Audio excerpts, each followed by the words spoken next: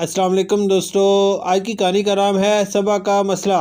صبا، یہ تم ہر وقت پریشان اور اداس کیوں رہتی ہو؟ یہ شائستہ تھی جو خاموش بیٹھی صبا کو دیکھ کر روزانہ سوچتی، اور آج اس نے پوچھ ہی لیا نہیں تو یہ کہتے ہوئے اس کی آنکھیں نم ہونے لگیں۔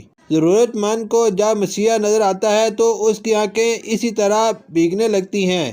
شائستہ نے سب بانپ لیا اور وہ کہنے لگی، صبا، میں تمہاری دوست ہوں، مجھے اپنا سمجھو اور اپنا مسئلہ شیئر کرو، شاید میں تمہارے لیے کچھ کر سکوں۔ صبا نے جواب دیا، نہیں، میرا کوئی دوست نہیں، مجھے کوئی دوست بنانا پسند نہیں کرتا کیونکہ میرا رنگ کالا ہے۔ او تو یہ بات ہے۔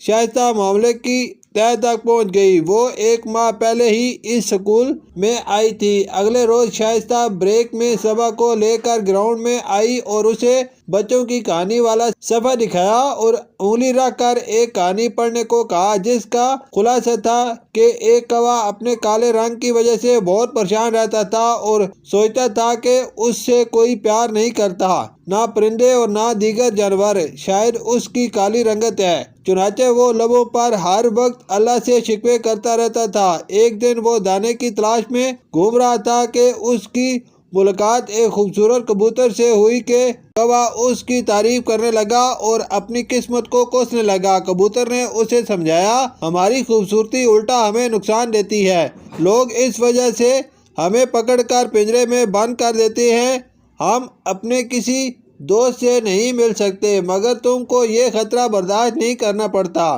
تم آزاد ہو اور خوشگوار فضاؤں میں سانس لیتے ہو، خدا کے ہر کام میں مصلحت ہوتی ہے، اس پر اس کا شکر ادا کیا کرو۔ کوا کبوتر کی بات سمجھ گیا اور اس کو اپنے چھوٹے سے دماغ میں ہمیشہ کے لیے محفوظ کر لیا۔ کہانی پڑھتے ہی صبا شائستہ کے گلے لگ گئی اور پھر اس نے اپنی سہیلی کا شکریہ ادا کیا کہ اس نے کتنی آسانی سے اس کا مسئلہ حل کر دیا، اور پھر صبا نے شائستہ سے درخواست کی کہ یہ صفحہ ہر ہفتہ پڑھنے کے بعد مجھے پڑھنے کے لیے دیا کرو۔